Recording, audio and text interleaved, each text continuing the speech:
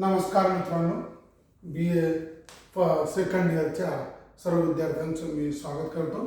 या ऑनलाईन तासिकेमध्ये काही मुलांनी मला काल परवापासून काही मेसेज टाकलेला आहे आणि त्या SMS मध्ये प्रश्न होता की सर आम्हाला देवगिरीच्या यादवांवर, काल विजयनगर साम्राज्यावर बोलणं झालं, आज देवगिरीच्या साम्राज्यावर थोडंसं माहिती द्या अशा प्रकारचं. कारण वास्तविक पाहता आपण हा तासिकेत घेतलेला आहे. तुम्ही पुन्हा ते YouTube पाहू शकता. त्या YouTubeमध्ये देवगिरीच्या साम्राज्याचा इतिहास यथोचित सांगितलेला आहे. पण तरीही काही लोकांची शंका आहे आणि त्या शंकेखातीर आपण काही गोष्टी आठवण करून याला त्यांना आपण पहिल्यांदा देवगिरीच्या साम्राज्याचं इतिहास सर्वसामान्यपणे विद्यार्थ्यांच्या आदराखातीर मांडण्याचा प्रयत्न करू, विचार करण्याचा प्रयत्न करू. आणि देवगिरी हे मुळातच दक्षिणेकडचं अत्यंत बलाढ्य असं साम्राज्य किंवा देवगिरी हे किल्ला अत्यंत प्रसिद्ध आणि स्थापत्यशैलीच्या दृष्टिकोनातून अत्यंत असा शत्रूला कधी न हाती लागणारा असा सर्वश्रेष्ठ किल्ला आणि अतिशय डोंगर रांगेला पूर्ण तराशून अगदी 200 फीट असं चौपड पट्टा गोल राऊंड करून बाजूला त्याचे काहे करून कॅनल तयार, पाणीचं धावे तयार करून अशा प्रकारच्या चारही बाजून पाणीनं वेढलेलं आणि आतमध्ये पूर्ण डोंगर, त्या डोंगरच्या पूर्ण कपारी तोडलेल्या अशा प्रकारचं हा अत्यंत भेदळ असा कुठल्या प्रकारचं जिंकता येणं शक्य नसलेला असा बलाढ्य किल्ला दक्षिणेकडं दौलताबादचा किल्ला म्हणून प्रसिद्ध आहे. त्याला देवगिरी सुद्धा असं म्हणतात. मग या देवगिरी किल्ल्यावर यादवांचं राज्य होतं. त्या यादवांच्या इतिहासाचा आपण आढावा घेऊ. यादव हे मुळात उत्तर प्रदेशातल्या कृष्णाच्या संदर्भात असणाऱ्या वंशातून यदू वंशाचे यादव बनले असे बऱ्याच ठिकाणी इतिहासामध्ये नोंद पाहावयास मिळते. आणि म्हणून हे यदुवंशीय गवळींचा देश हा प्रारंभिक कोकण, आपल्या अगोदर गुजरात, नंतर माळवा, माळवानंतर खानदेश, खानदेशनंतर मग सिन्नर वगैरे आपला नाशिक पट्टा आणि त्याच्यानंतर डायरेक्ट आपल्या दौलताबादवर राज्यकर्ते बनले असा एक पूर्वार्ध इतिहास याबद्दल बोलला जातो. पण देवगिरीच्या साम्राज्याबद्दल किंवा देवगिरीच्या यादवांचा इतिहास हा यदुवंशाचा इतिहास, क्षत्रियांचा इतिहास असे त्याच्याबद्दल अनेक इतिहासकारांनी भाष्य केलेलं दिसतं. आपल्याकडे ब्रह्मानंद देशपांडे यांनी सुद्धा याच्यावर मोठं ग्रंथ प्रकाशित केलेला आहे. ढवळीकरांचं याचं पुस्तक, अनेक लोकांनी याच्यावर इतिहास लिहिलेला आहे. मोरवंचीकरांचं सुद्धा पैठणच्या नंतर मला वाटतं त्यांनी देवगिरी सुद्धा थोडंसं भाष्य केलेलं दिसतं. पण असं आपला विचार असा करायचा आहे की देवगिरीच्या यादवांवरचं यथोचित अभ्यासाच्या दृष्टिकोनातून आपण जर विचार केला तर यादव हे मूळचे उत्तर भारतातील मथुरेचे आहे आणि ते गवळ्यांच्या देशात राहतात. म्हणून ते गवळींचा देश, यदू लोकांचा देश म्हणजे यादवांचा देश म्हणून या देशाला नावरूपाला प्रसिद्धी मिळाली होती. मग यादवांच्या काळामध्ये प्रारंभिक यादव हे कल्याणीच्या चालुक्याचं मांडलिकत्व होतं. नंतर त्या भिल्लम नावाच्या एका अधिकाऱ्यानं किंवा भिल्लम यादव या सेनापतीनं त्या चालुक्यांचं स्वामित्व सोडून दिलं, मांडलिकत्व सोडून दिलं आणि 1184 मध्ये देवगिरीवर स्वतःचं राज्याभिषेक करून आपण आता राजा आहोत असं डिक्लेरेशन केलं. अशा प्रकारचं प्रस्थापित केलं. म्हणजे यादव घराण्याची स्थापना भिल्लम यादव यांनी केली असा आपण सरळ सरळ अर्थ मांडूया. अगोदर हा भिल्लम यादव किंवा यादव घराणे हे चालुक्यांच्या मांडलिकत्वाखाली महाराष्ट्रामध्ये राज्य करताना दिसतात. पण भिल्लम यादव यानं चालुक्यांचं स्वामित्व, चालुक्यांचं मांडलिकत्व झुगारून दिलं आणि स्वतःचा राज्याभिषेक देवगिरीला करून दौलताबाद या ठिकाणी यादवांच्या राज्याची स्थापना केली. ती झाली 1184 आणि 1184 भिल्लम यादवनं स्थापन केलेल्या यादव घराण्याला आपण 1184 प्रारंभ होतो आणि जवळपास आपल्याला आणि 1315 पर्यंत हा कालखंड, नंतर 14व्या शतकात पुन्हा काही मोठ्या प्रमाणामध्ये मराठा सरदारांच्या नेतृत्वाखाली हे घराणं टिकताना दिसतं. पण तो नंतरचा विषय. आता आपण घेऊया की भिल्लम यादवनं 1184 ते 1191 पर्यंत या देवगिरीवर साम्राज्य प्रस्थापित करून इथं सुव्यवस्था प्रशासन निर्माण केलेलं दिसतं. त्यानंतर त्याचा मुलगा चैत्रपाल हा 1192 पासून ते 1220 पर्यंत या दौलताबादच्या राज्यावर म्हणजे यादवांच्या राज्यावर राज्यकर्ता होता. त्याच्या काळामध्ये केशरीपुराजी आणि हुसारी असे दोन प्रधानमंत्री मल्लीदेव आणि सहदेव अत्यंत प्रसिद्ध पराक्रमी सेनापती होऊन गेले. त्यानंतर त्याचा मुलगा सिंघन, हा सिंघन 1210 ते 1247 पर्यंत त्याने राज्य केलं. याच्या काळामध्ये जयस्तंभ निर्माण झालेला दिसतो. त्यानंतर याचं साम्राज्य कावेरीपर्यंत पोहोचण्याचा आढावा मिळतो.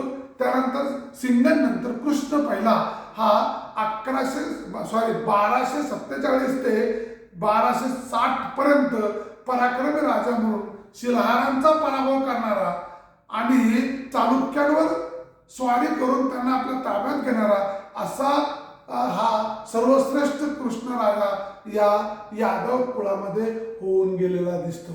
त्याच्या काळामध्ये दिल्ली सल्तनतचं बलबन यानं आक्रमण केलं होतं. बलबनशी सुद्धा याचं युद्ध झालेलं दिसतं. म्हणजे या कृष्णाच्या नंतर महादेव हे राजे 1260 ते 1271 पर्यंत या देवगिरीवर राज्य करीत होते. म्हणजे कृष्णाचा मुलगा महादेव हा अल्पवयीन असल्यामुळं त्यानं आपल्या पद्धतीनं कृष्णदेवरायाची संकल्पना धारण करून या ठिकाणी निरनिराळे युक्ती असं सार्वजनिक काम केलेलं होतं. गुजरात, होयसळ, शिलाहार, तेलंगणा या प्रदेशामध्ये यानं साम्राज्य विस्तारित केलं होतं.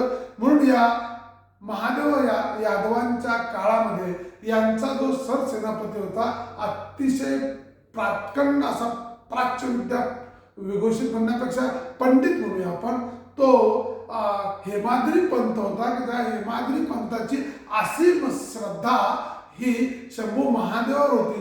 आणि शंभू महादेवावर असणाऱ्या श्रद्धेपोटी रामटेक नागपूर पासून तर नाशिकच्या त्र्यंबकेश्वर पर्यंत या पंडितांना मोठ्या प्रमाणामध्ये महादेवाची मंदिरं बांधली. आणि म्हणून आपण त्याला हेमाडपंथी मंदिर, हेमाद्री पंथांनी बांधली म्हणून हेमाडपंथी मंदिर या शैलीचं या ठिकाणी संकल्पना पुढे आली असं म्हणता येईल. किंवा त्याच्या नावानंच ही स्थापत्य कला जगाच्या पाठीवर विकसित झालेली दिसते.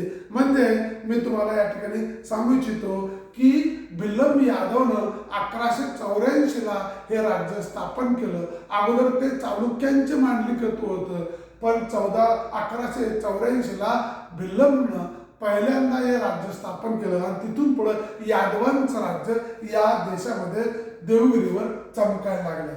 त्यानंतर चैत्रपाल यानं राज्य केलं. चैत्रपाल हा अत्यंत गुणी आणि प्रशासकीय हुशार नेतृत्व करणारा राजा होता. त्याने आपलं साम्राज्य विस्तार करत असताना आपलं नाव लौकिक केलं.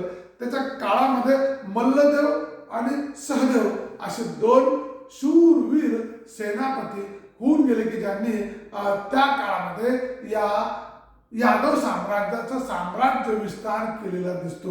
त्यानंतर सिंघम हा गादीवर बसला. चैत्रपाल नंतर सिंघमनं सुद्धा साम्राज्य विस्ताराचं धोरण अंगीकारत करत आपलं विशाल साम्राज्य प्रस्थापित करण्याचा प्रयत्न केला. त्याने विजयस्तंभ बांधला हे आपण या ठिकाणी बघितलं. मग त्याचा पोरगा कृष्णा, हा कृष्णा 1247 ते 1260 या कालखंडामध्ये यादवांचा राजा झाला. त्याने यादवांचं राज्य मोठ्या प्रमाणामध्ये विकसित केलं. त्याने बलबनशी युद्ध केलं, चालुक्यांशी युद्ध केलं आणि दक्षिणेकडे पार तेलंगणापर्यंत साम्राज्य विस्ताराचं धोरण आखलं. त्यानंतर महादेव हा गादीवर बसला. महादेव 1260 ते 1271 या दरम्यान राज्यकर्ता होता. याच्या काळामध्ये अत्यंत प्रसिद्ध अनेक घटना घडल्या. तेलंगणापर्यंत त्यानं साम्राज्य विस्तार करत असताना याचा जो पंडित होता तो हेमाद्री पंथ, हा हेमाद्री पंथ अत्यंत नावलौकिक करून गेला. यानं स्थापत्य शैलीमध्ये फार मोठं नावलौकिक केलं. शंभू महादेवाची मंदिर स्थापत्य शिल्प म्हणून हेमाद्री पंथ किंवा हेमाडपंथी मंदिर म्हणून आज जगाच्या पाठीवर त्याचं नाव लौकिक झालं. असा हा राजा त्या तत्कालीन परिस्थितीमध्ये आमच्या या देवगिरीवर होऊन गेला. होयसळ असेल किंवा गुजरात असेल, मालव असेल, तेलंगणा असेल, इथपर्यंत या महादेवानं आपलं साम्राज्य विस्तार केला. तुम्हाला एक मला सांगावं असं वाटतं, कन्नडचा जो गवताळा घाट जो आहे ना, किंवा गवताळा उभारणे जे आहे, तो उभारणची पहिली कल्पना आमच्या या महादेवानं पहिल्यांदा स्थापन केली. महादेवाला असं वाटायचं की आपण जेव्हा शिकार करायची असेल तर हे राखीव जंगल असलं पाहिजे कन्नड परिसरातलं. म्हणून कन्नड परिसरातलं ते जंगल आहे, ते जंगल राखीव ठेवण्याची प्रथा जगामध्ये पहिल्यांदा, आणि ती आजही आहे, ती जंगलची राखीवची प्रथा कन्नडच्या परिसरातली ही आमच्या महादेव राजाच्या काळात सुरुवात झाली. आजही तिथं आपण गवताळा घाट आणि गवताळा उभारणे त्याला आपण म्हणतो, हे कन्नड परिसर आपलं पूर्ण उभारण्याला प्रसिद्ध आहे. आणि ते याची सुरुवातच मुळात यादवांच्या काळात झाली असंही या ठिकाणी आपल्याला एक पुरावा सापडलेला आहे. आणि तुम्ही कुठे वाचताना माझ्या लक्षात आलं ते, आणि मी तुम्हाला सांगू इच्छितो की त्याचा रेफरन्स मला सापडलं आणि मी तुमच्या समोर प्रकट केलं. कारण मला असं वाटायला लागलं की हे गवताळाचं उभारणं हे केव्हापासून असावं. तर कधी कधी वाटतं प्राचीन काळापासून असेल, तर नाही, तर ह्या यादव कुळातला महादेव राजानं हा जंगल आहे, तो जंगल राखीव ठेवलं होतं, उभारणं राखीव ठेवलं होतं. तिथे त्याला शिकार करायची होती, आणि तेव्हापासून हे जंगल कन्नडचं जंगल म्हणून, गवताळा जंगल म्हणून प्रसिद्धीला आलं. आज त्याला आपण नाव गवताळा उभारण्य असं नाव दिलेलं आहे. तर ते तत्कालीन अगदी यादवांच्या काळापासून, अगदी 12व्या शतकापासून 1260च्या काळात हे जंगल प्रसिद्ध झालं असं मान्य करावं लागतं.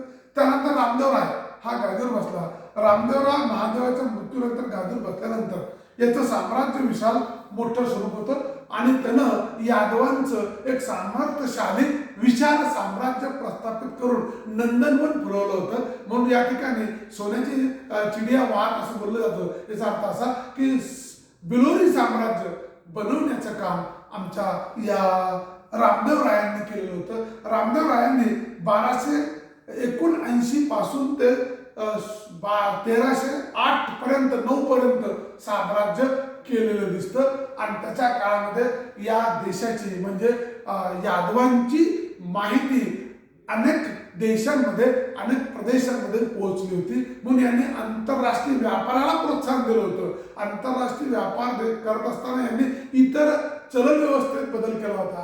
आणि दुसरी गोष्ट अशी की महसूल व्यवस्थेमध्ये बदल केल्यामुळे आर्थिक संपन्नता या देशामध्ये वाढली होती. म्हणून रामदेवरायांचं कार्य हे देवगिरीच्या यादवमध्ये, की यादव कुळातलं रामदेवराय राजा यांचं कार्य अत्यंत प्रभावशाली आणि लोककल्याणकारी राज्य या दृष्टिकोनातून आपल्याला या ठिकाणी यादवांच्या बद्दल, आपल्या रामदेवरायाबद्दल बोलता येईल. दक्षिणेत गुजरात वगैरे किंवा उत्तर भारतातलं गुजरात असेल किंवा दक्षिणेत कर्नाटक प्रांत असेल, कावेरीचा प्रदेश असेल, म्हैसूरचा पट्टा असेल, तिथपर्यंत त्यानं साम्राज्य विस्तार केलेला दिसतो.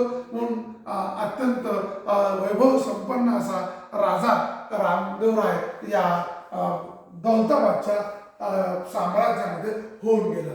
पण याच्या काळातली अत्यंत दुर्दैवी घटना अशी की जेव्हा राज्य करीत होता तेव्हा इथं 1308ला अलाउद्दीन खिलजी दक्षिणेत आला, आणि अलाउद्दीन खिलजी या लासूर स्टेशनला येऊन पोहोचला.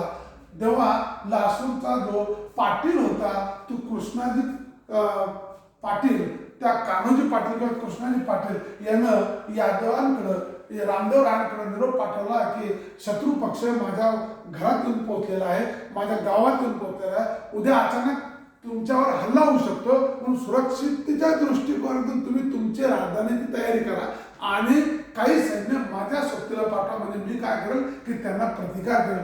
पण रामदेवरायानं त्याच्याकडे दुर्लक्ष केलं. त्याला वाटलं काहीतरी बोलतोय हा, कोणतरी नवीन पाहुणे आले असतील किंवा काहीतरी वेगळा प्रकार असेल, म्हणून याचं त्यानं मनात घेतलं नाही. आणि याच्यातून काय झालं की दुसऱ्या दिवशी प्रचंड लढाई झाली, आणि या लढाईमध्ये अलाउद्दीन खिलजीनं आतमध्ये घुसून या ठिकाणचं व्यापार यंत्रणा कंट्रोल केल्या, अधिकाऱ्यांना बाजूला घेतलं आणि रामदेवरायांना कैद केलं. आणि अशा पद्धतीने जे सर्व गुण संपन्न असं साम्राज्य, वैभवशाली राज्य ज्याला बिलोरी साम्राज्य म्हणायचं, ते बिलोरी साम्राज्य या अलाउद्दीन खिलजीने जिंकून घेतलं 1308ला. आणि याच काळामध्ये रामदेवरायांची मुलगी जिजाई हिचा विवाह त्या अलाउद्दीन खिलजीशी करण्यात आला आणि अशा प्रकारे हे साम्राज्य जे फार मोठं विशाल स्वरूपात प्रकाशित झालं होतं ते अचानकपणे 1308 मध्ये लयास गेलं. पण पुढील काळामध्ये अजून काही राजे त्याच्यात राज्यकर्ते बनले. त्यांनी आपली कमान सोडली नाही, ते पळून गेले नाही, त्यांनी साम्राज्य प्रस्थापित केलं. उदाहरणार्थ शंकरदेव रामदेव रायानंतर 1309 ते 1314 पर्यंत शंकरदेवानं आपलं साम्राज्य सांभाळण्याचं काम केलं आणि आपलं गेलेलं वैभव पुन्हा मिळवण्याचा प्रयत्न केला. जो काही करार झाला होता अलाउद्दीन खिलजीशी तो करार मोडीत पाडला आणि तो स्वयंपूर्ण वागू लागला. म्हणून ही गोष्ट जेव्हा अलाउद्दीन खिलजीला कळाली तेव्हा अलाउद्दीन खिलजीनं मलिक काफूरला गुजरात राज्यातून आपला सेनापती असलेला मलिक काफूरला पाठवलं आणि मलिक काफूर हा दक्षिण मध्ये आला आणि त्यानं याच्याशी युद्ध केलं आणि हे साम्राज्य पूर्ण बरखास्त केलं. पूर्ण दौलताबाद ताब्यात घेतलं. मलिक काफूर जवळ प्रचंड सैन्य होते. प्रचंड सैन्यानिशी हा मलिक काफूर आलेला होता. मलिक काफूरनं मोठ्या प्रमाणामध्ये नासधूस केली. अख्खं दौलताबाद शहर जाऊन काढलं आणि मोठ्या प्रमाणात संपत्तीची लूट केली. या ठिकाणी बिचारा शंकरदेव लढता मला काही ठिकाणी म्हटलं तो कैदी बनला वगैरे अनेक इतिहासकारांनी वेगवेगळे मत मांडलेले. पण असं हे बिलोरी साम्राज्य जे अतिशय सर्वश्रेष्ठ दर्जाचं दक्षिणेतलं मोठं साम्राज्य होतं. ते मोठं साम्राज्य हे यादवांचं प्रतीक होतं, अख्ख्या मराठ्यांचं प्रतीक होतं. ते मराठ्यांचं प्रतीक असणारं शासन, मराठ्यांचं प्रतीक असणारं हे राज्य या ठिकाणी रामदेव रायांच्या काळामध्ये 1308 ला अलाउद्दीन खिलजीने हमला केला. त्याच्यानंतर त्याचा मुलगा शंकरदेवाने हे स्वामित्व जुगारून दिलं, टक्कर दिली, पण तो एकटा पडला आणि इथं पुन्हा अलाउद्दीन खिलजीचा सेनापती असणारा मलिक काफूर हा गुजरातमधून प्रचंड सैन्यानिशी आला आणि त्यानं शंकरदेवाला चारी बाजूने चित केलं आणि अशा पद्धतीने देवगिरीचं साम्राज्य जिंकून घेतलं. म्हणजे याचा अर्थ असा की जे साम्राज्य भिल्लम यादवानं प्रस्थापित केलं होतं 1184 ला, तर जवळपास 1315 पर्यंत हे साम्राज्य टिकून होतं. या 2-2.5 वर्ष या साम्राज्यानं स्वतःचं अस्तित्व निर्माण करून महाराष्ट्रामध्ये मराठ्यांचं साम्राज्याची कल्पना, त्याची मुहूर्त वेळ यदुवंशाच्या यादवांनी केलेली दिसते. म्हणून यादवांना यदू लोखंडाच आपण यदूचं यादव आणि यादवांचं जाधव ही कल्पना पुढे विकसित झालेली. म्हणून या यादवांचं किंवा जाधवांचं राज्य हे 1315च्या नंतर लयात जाताना दिसतं. परंतु तिथपर्यंत थांबलं नाही, कारण मलिक काफूरनं जिंकल्यानंतर मलिक काफूर अलाउद्दीनच्या खिलजीचा आदेशामुळे तो उत्तर भारतात दिल्लीकडे गेला. पण दक्षिणेकडे त्यानं आपला सेनापती असलेल्या जवळच्या अधिकाऱ्याला दिल्ली दौलताबादचा किल्ला सांभाळला गेला. तो उत्तर भारतात गेला. त्यावेळेस पुन्हा इथं बंड पुकारलं गेलं आणि पुढच्या काळामध्ये अनेक सरदारांनी या यादवांच्या सरदारांनी जवळ अगदी हातनूर आपल्या खानदेशच्या बाउंड्रीवर असलेलं हातनूर या ठिकाणी मोठं साम्राज्य उभारलं आणि मग हे यादव कुळातले सगळेच शाही खानदानातले लोक किंवा आपसातले सेनापती, सरसेनापती, मोठमोठे अधिकारी हे सगळे या अवतीभोवतीच्या प्रदेशामध्ये ते विखुरले गेले आणि अख्ख्या महाराष्ट्रामध्ये हे यादव कुळाचे लोक सरदार, सरंजामदार, पाटील, देशमुखी, वतनदारी घेऊन आपापल्या परदेशात जाऊन त्यांनी 500 खेडे किंवा 200-300 खेडे किंवा 50-50 खेडे ताब्यात घेऊन तिथली मुलुकगिरी विकत घेऊन त्या ठिकाणी आपल्या छोट्या स्वरूपात पाटीलकी, सरदेशमुखी सांभाळायला सुरुवात केली. असे सगळे यादव जेव्हा 1428चा कालखंड आला तेव्हा त्यांनी डिक्लेअर केलं की आता आम्हाला इथून पुढं यादव न म्हणता मी जाधव आहोत. तेव्हापासून यादवांचे जाधव झाले आणि हे जाधव संपूर्ण महाराष्ट्रामध्ये एक मराठा सरदारांचं मोठं दालन अख्ख्या महाराष्ट्रामध्ये विखुरलं गेलं आणि म्हणून त्याच्याबद्दलच आपल्याला असं बोलता येईल की महाराष्ट्रातलं प्रतीक असणारं, महाराष्ट्राचं बिलोरी साम्राज्य असणारं यादव घराणं आणि त्या यादव घराण्यापासून तयार बनलेली ही सगळी मराठा सरदार कुळं ही महाराष्ट्रामध्ये विखुरली गेली आणि त्यांच्या अनेक शाखा, अनेक ब्रांचेस या महाराष्ट्रामध्ये उदयाला आल्या की ज्यांनी नंतर पुढील काळामध्ये स्वतःचं अस्तित्व निर्माण करून बहामनी साम्राज्यामध्ये 100-500 सैन्य घेऊन फुरसतीच्या वेळामध्ये आपलं मर्दुंगी गाजवली किंवा शमशेर हाती घेऊन देशावर राज्य करण्याचं स्वप्न साकारलं म्हणून हे मराठा कुळवाडी भूषण म्हणूया. मराठा कुळ हे या देशाचे प्रतीक मानूया आणि या मराठ्यांच्या क्षत्रिय लोकांचं साम्राज्याची गाथा ही आपल्याला यादव कुळानंतर सगळीकडे विखुरले गेलेल्या मराठा सरदारांमध्ये पाहावयास मिळते. म्हणून यादवांचं हे भलं मोठं साम्राज्य हळवारपणे कशा पद्धतीनं नष्ट झालं, नष्ट झाल्यानंतर त्याचा ऱ्हास झाल्यानंतर त्यांच्या कुळातली व्यक्ती सरदारांनी कशा पद्धतीने पाटीलच्या सरदेशमुख्या वतनदारी घेतल्या आणि ते या परिसरामध्ये पाटील कुणबी आणि देशमुख वतनदार म्हणून कार्य करू लागले. ते सगळे विखुरलेले मराठे सरदार हे यादव कुळातल्या वंशजाशी निगडीत आहेत असं आता एक नवीन इतिहासाचा प्रवाह जगापुढे येत आहे. इतिहासाची पुनर्मांडणी होत असताना या सगळ्या गोष्टी हळूवारपणे हळूहळू विकसित होताना दिसत आहे. हे आमच्यासाठी जमीची बाजू आहे, चांगली बाजू आहे. म्हणून यादवांच्या काळात जर विचार आपण केला तर यादवांचं प्रशासन कशा प्रकारचं होतं की सम्राट हा सर्वश्रेष्ठ होता आणि सम्राट हा आपल्या पद्धतीने लोक कल्याणकारी प्रशासन चालवत असताना त्याच्यासाठी काही मंत्रिमंडळाची मांडलिक लोकांची नेमणूक त्याने केली होती की जे मांडलिक लोक आपल्या प्रदेशामध्ये अत्याधिकपणे कर टॅक्स वसूल करून राजाकडे पाठवित होते आणि वेळ प्रसंगी आपल्या सैन्याची राजाच्या स्वारीला सैन्य पाठवित होते वगैरे वगैरे. किंवा मंत्री सुद्धा त्याच्यासाठी योग्य पद्धतीने कारभार पाहताना दिसतात. अगदी प्रांत प्रशासन असेल, परगणा प्रशासन असेल, केंद्रीय प्रशासन असेल किंवा ग्रामीण प्रशासन असेल, या प्रत्येक प्रशासकीय योजनेमध्ये मंत्रिमंडळाचा हस्तक्षेप होता आणि या सगळ्यांवर नियंत्रित करणारा शेवटी सम्राट हा सर्वश्रेष्ठ होता. यानंतर आपण असं बघूया यादव काळात कर व्यवस्था फार व्यवस्थित होती, कारण कुठल्या प्रकारचा कर कशा पद्धतीने उद्योगधंद्यावर कर होता. आंतरराष्ट्रीय व्यापारावर प्रोत्साहन मिळावं म्हणून त्यांना परकीय लोकांना व्याज दरानं कमी कर्ज दिलं, म्हणजे टॅक्स कमी लावला जाता. कारण काय, त्यांना अजून प्रोत्साहन मिळावं म्हणून त्यांना कर देण्याचं मुबलकता होती, त्यांना कर मध्ये सवलती होत्या. त्यामुळे काय झालं की परकीय लोकांनी मोठ्या प्रमाणामध्ये गुंतवणूक केली. म्हणून यादव काळामध्ये परकीय व्यापाराला प्रोत्साहन दिलं गेलं असं या ठिकाणी म्हणता येईल. या काळामध्ये रेशमी कपडा, तलम कपडे, चर्म उद्योग यांना सुद्धा प्रोत्साहन मिळालं होतं. यादव काळामध्ये रेशमी कपडा म्हणजे पैठणी, येवला किंवा अहमदनगर, ठाणे, चौल या ठिकाणच्या साड्या, चादरी, उपकरणे, फेटा हे अत्यंत प्रसिद्ध होती आणि ती जगाच्या पाठीवर तलम आणि रेशमी कपड्याच्या माध्यमाने ती बनवली जात होती, म्हणून त्याचा व्यापार चालत होता. त्याच्यानंतर चर्मोद्योग म्हणजे प्राण्यांच्या कातळीपासून बूट असतील, त्या काळात चपला असतील, परगणे असतील किंवा वाहन असतील, घोड्यांचे खोगीर असतील किंवा चाबूक असेल, या सगळ्या गोष्टी, पाण्याची मोटार असतील जे पाणी वर काढतात विहिरीतनं आणि 2 बैल पुढे चालतात, मोठ चालते वगैरे वगैरे, अशा प्रकारचे मोठा सुद्धा भरण्याचं काम त्या काळामध्ये मोठ्या प्रमाणात चालत होतं. गुऱ्हाळं मोठ्या प्रमाणात, म्हणजे त्या याच्यामध्ये गुऱ्हाळं सुद्धा गुळ बनवण्याचे कारखाने मोठ्या प्रमाणात जागोजागी प्रत्येक शेतकऱ्याकडे पाहावयास मिळतात. हे गुळ बनवण्याची प्रथा आमच्याकडे सर्वात जास्त यादवांच्या काळात प्रकाशित झालेली दिसते.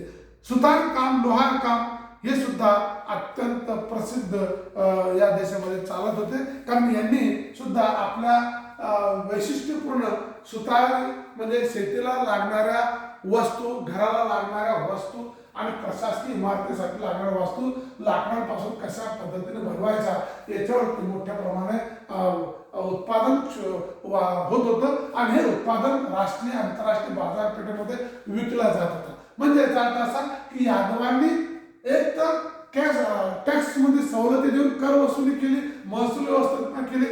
ज्या ठिकाणी पिकांचं नुकसान झाले असेल तर त्या ठिकाणी कुठलाही टॅक्स लावायचा नाही. जिथं मुबलक प्रमाणात पाणी आहे तिथल्या शेतकऱ्यांवर टॅक्स लावायचा किंवा लहरीपणा असणाऱ्या निसर्गाच्या सानिध्याशी निगडीत असणाऱ्या शेतकऱ्यांच्या जीवनाकडे लक्ष केंद्रित करून त्यांच्या कल्याणासाठी योजना राबवायच्या. अनेक कार्य ही शेतीला अनुसरून असणारी महसूल व्यवस्थेमध्ये आमच्या यादवांनी केलेली दिसते. यादव हे बलाढ्य जरी असले तर त्यांनी लोककल्याणाच्या दृष्टिकोनातून अत्यंत निरनिराळे प्रयोग शेतीच्या जीवनामध्ये महसुलीमध्ये केलेली दिसतात, आढळतात. त्याच्यानंतर आपण बघितलं की यांनी व्यापार उद्योग प्रोत्साहन दिलं होतं, उद्योगाला प्रोत्साहन दिलं होतं. वस्त्रोद्योग आणि चर्म उद्योग यांच्यामध्ये मोठ्या प्रमाणामध्ये प्रगती केली होती. अजून चर्म उद्योगामध्ये असेल किंवा वस्त्र उद्योगामध्ये रेशमी कपडा वगैरे असेल, तलम कपडे असतील, याला सुद्धा मोठ्या प्रमाणात प्रोत्साहन मिळालं होतं. शिवाय असा एक ठिकाणी मी असं वाचत असताना एक संदर्भ मला आढळला की यादवांच्या काळामध्ये मला असं वाटतं की ही मिरे दालचिनी वगैरे जो पदार्थ आहे हे पदार्थ सुद्धा मोठ्या प्रमाणामध्ये विकल्या जात होते. म्हणजे याचा अर्थ असा की असं आपण कबूल करूया की यादव काळामध्ये सर्व संपन्नता, यादव काळामध्ये व्यापाराला मुबलक प्रोत्साहन, यादव काळामध्ये शेती व्यवसायाभिमुख लोककल्याण किंवा टॅक्स वसूल करणारं लोककल्याणकारी खातं वगैरे वगैरे. आता आपण काय याच्याबरोबर एवढं बोलू शकतो, या सगळ्या गोष्टी आपण तासिकेचे सगळे मुद्दे घेतलेले, पण सर्रासपणे यादवांचं 1184 स्थापन झालेलं भिलम यादवांच्या प्रारंभापासून झालेलं यादव घराणं आणि यादवांचं साम्राज्य जवळपास 1315 पर्यंत चालतं. एवढ्या मोठ्या 2-250 वर्षाच्या कालखंडामध्ये यादवांनी दक्षिणेमध्ये बरंच काही दिलं. त्यांचं सांस्कृतिक योगदान असेल किंवा आपण त्यांचं स्थापत्य शिल्पामध्ये विचार करूया की तो आपला हेमाडपंथी किंवा हेमाडपंथी मंदिरांचं मोठ्या प्रमाणामध्ये आमच्या देशामध्ये पाहावयास मिळतात. मोठमोठ्या विहिरी आहेत, त्याला बारवे म्हणतो आपण, कालव्या आहेत, विहिरी आहेत, नंतर धरणं आहेत मातीची, किंवा आपण असं म्हणतो की नदीच्या काठावर बांधलेली पुलं असतील, या पुलांचं बांधकाम सुद्धा या यादवांच्या काळात झालेलं दिसतं. नंतर बारव मोठ्या प्रमाणात आहे, मंदिरांची निर्मिती मोठ्या प्रमाणात झालेली आहे. म्हणजे याचा अर्थ असा की यादव कुळाचं साम्राज्य देशहिताच्या दृष्टिकोनातून सर्वच बाबतीत त्यांनी नाणं पाळली, त्यांनी सिक्के तयार केले, त्यांचे सोन्याचे नाणे होते, त्यांचे तांब्याचे नाणे होते. म्हणजे याच्यात पुन्हा असं लक्षात समृद्धी होती, आर्थिक संपन्नता होती आणि तलम कपडा आणि रेशमी कपडा आणि चर्म उद्योगाला प्रोत्साहन होतं. आंतरराष्ट्रीय बाजारपेठेला प्रोत्साहन दिलं होतं. बाजारपेठेमध्ये त्यांचं मोठ्या प्रमाणात शिक्का चालू होता. परकीय लोक या देशामध्ये येऊन आपलं व्यापार करीत होते. असे अनेक हवाले, असे अनेक पुरावे आपल्याला पाहावयास मिळतात. म्हणजे असा आपण सर्वसामान्य मित्रांनो की यादवांचं साम्राज्य हे अत्यंत सुप्रसिद्ध आणि आपल्यासाठी साम्राज्य विशाल साम्राज्य होतं, वैशिष्ट्यपूर्ण साम्राज्य होतं. आणि या साम्राज्याच्या आर्थिक, राजकीय, सामाजिक, सांस्कृतिक दृष्टिकोनाचा विचार केला तर हे बिलोरी साम्राज्य होतं. हे बिलोरी साम्राज्य भिल्लम पहिल्यानं स्थापन केलं 1184 आणि लयास गेलं अगदी शेवटच्या शंकरदेवाच्या कालखंडामध्ये. म्हणजे मलिक काफूर यानं हा हल्ला करून हे राज्य संपुष्टात आलं. ते झालं 1315. म्हणजे इथपर्यंत हा कालखंड अत्यंत स्वर्ण युगाचा कालखंड आमच्या देवगिरीच्या यादवांचा होता, हे या ठिकाणी आम्हाला मान्य करता येईल. याच्यात तुम्हाला मला असं वाटतं चांगल्या पद्धतीने समजलं असेल. नसेल समजलं तर तुम्ही कॉमेंट बॉक्सवर टाका. तुम्हाला पुन्हा मी त्याच्या प्रश्नांचे उत्तर तुम्ही विचारलेले जे काही प्रश्न असेल त्या प्रश्नाचं उत्तर मी देईल. कारण का तुम्हाला कळणं हे काळाची गरज आहे. यादवांचा इतिहास किंवा काल आपण घेतलेला विजापूरचा इतिहास किंवा आपण ते काल विजयनगर साम्राज्य घेतलं परवा, या सगळ्यांचा इतिहास तुम्हाला व्यवस्थितपणे नुसतं पुस्तकी ज्ञान घेण्यापेक्षा प्रत्यक्ष अनुभवातून आणि कानातून ते ऐकलं गेलं तर मला असं वाटतं ते चांगलं अधिक परिणामकारक ठरतं. म्हणून या दृष्टिकोनातून तुम्ही हे सर्व अवलोकन करावे, तुम्हाला भविष्यामध्ये चांगल्या पद्धतीने याची मांडणी करता येईल. म्हणून आज आपण देवगिरीच्या यादवांचा इतिहास लिहिला, वाचला, अभ्यासला आणि तुमच्या समोर ते मांडलेला दिसतो. याच्यात काही शंका असेल तर तुम्ही नक्कीच मला कॉमेंट बॉक्समध्ये प्रश्न विचारा. पुन्हा तुमच्या प्रश्नांचं उत्तर दिलं जाईल, समाधान केलं जाईल. इथं आपण थांबूया. धन्यवाद.